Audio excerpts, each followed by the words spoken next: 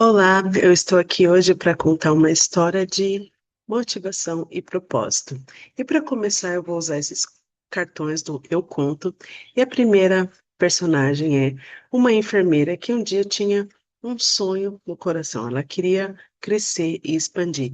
E ela era muito apressada. Ela sempre olhava no relógio para ver se ela tinha perdido alguma coisa porque ela sempre achava que estava atrás.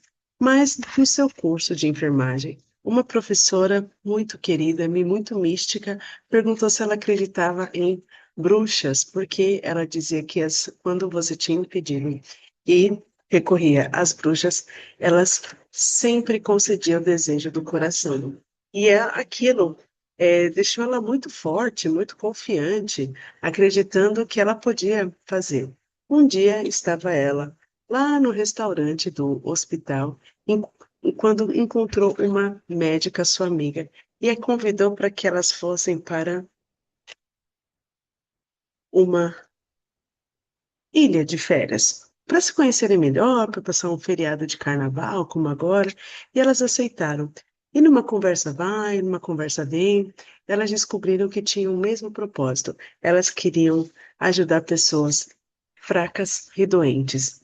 E elas conversando juntas, elas perguntaram à médica, perguntou para a enfermeira se ela acreditava em fadas.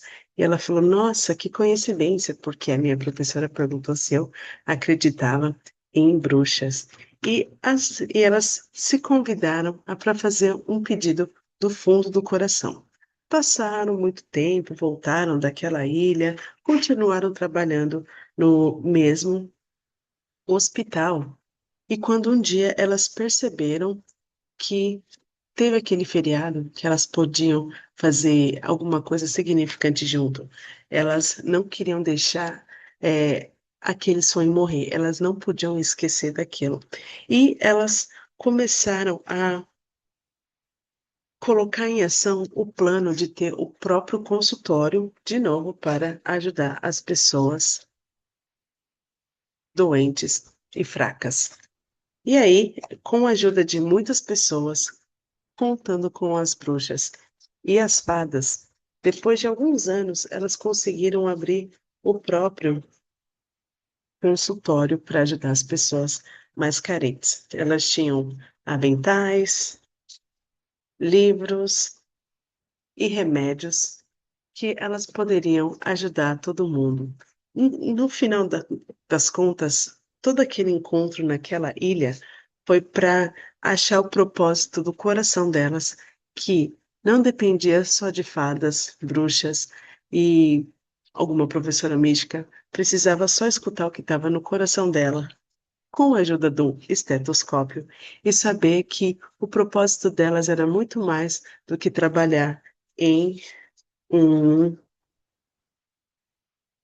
hospital, mas sim era trazer um pouco mais de alegria, paz e acalanto para as pessoas fracas e doentes.